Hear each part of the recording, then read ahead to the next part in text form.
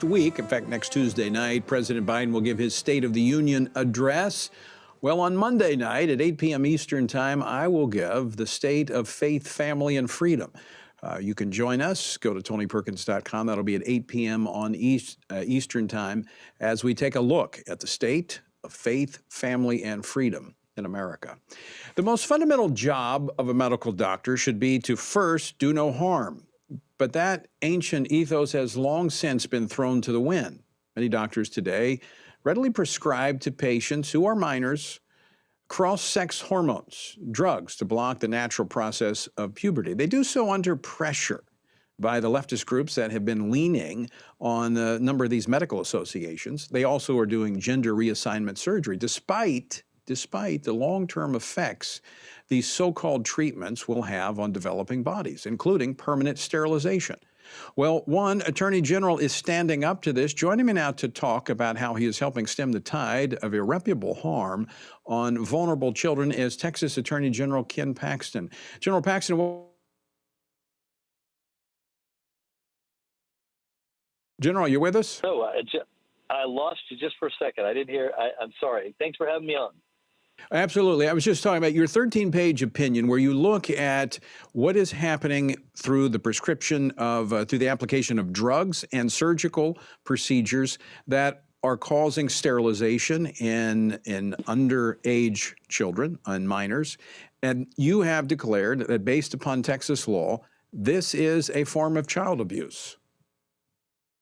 Yes, that's exactly what we found. You know, we did a lot of research. Our job is very simple. We're not making law. We're not interpreting. We were basically just exposing what the law is, and that's what we did. We spent a lot of my team spent literally hundreds of hours doing the research on this, and it's pretty clear in our laws at least that if you sterilize a child, whether it's through physical means or whether it's through some type of chemical means, that's child abuse in Texas, and it's wrong.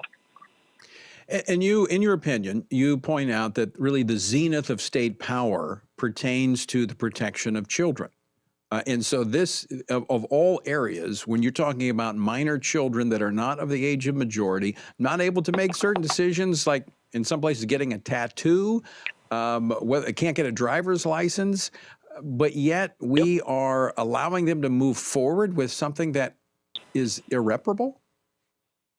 Yeah, it's pretty insane. I mean, in most other medical procedures that have a significant impact, and most other decisions that have significant impact, you have to be at least 21 when you're to have those done. And so, for something like this, it's irreparable. It causes harm that cannot be undone. It seems to me that Texas has gotten it right, that these children need to be protected until they can make their own decision. And as you know, at least some of the research I've seen suggests that a lot of these people that do these changes, a lot of these kids that do changes, often regret it down the road. Yeah, in fact, the studies, and you point to them in your opinion piece, anywhere from, I think it's like 61% to 89% of these youth will grow out of their gender dysphoria if given time and in some cases counseling. But what's happening here is that if these procedures are done, they're locked into this, and and they might be able to, change the structure of their bodies, but they can never go back and undo the damage that's been done. Yeah, the genie's out of the bottle, I like to say, because it's just you can't fix what's been done. And I know just from having 4 kids, I'm sure you have children. I mean, when my kids were 16 or 15 or 12 or, sometimes even a little older than that, I mean, they weren't making the most rational decisions. And this is what parents do. They try to guide their children through good things. And they're not going to make the right decision on this. There's no way they can know at that age what their future is going to be if they make a final decision on this. And one of the points that you actually point out, basic fact, but you start off in your opinion, is that you actually cannot change your biological sex. You can change your physical features, but you can never, even though they call it a sex change, you can never change your sex. Yeah, it's really a misnomer. I mean, it's just a fact. We have chromosomes, and they are what they are. and you're either scientifically a female or scientifically a male, and that's just the way God made us, and that's a reality. And you can definitely go in and change things, but it does not, in the end, change whether you're male or female.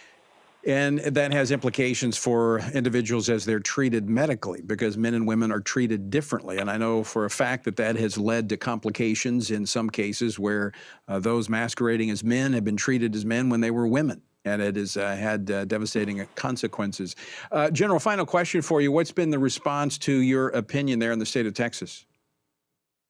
You know what? I think, most Texans are pretty reasonable. It's what I always try to tell people. This is the law. I mean, if you want it changed, go to the legislature and lobby the legislature. But this is the law. My job is to tell people what the law is when I'm asked. And I think that the Texas legislature got it right. I think most Texans think that the legislature got it right. Yeah. Facts are facts, but sometimes people don't like the facts. General Paxton, always great to talk with you. Thanks so much for stopping by today. Thanks, Tony. Have a great day.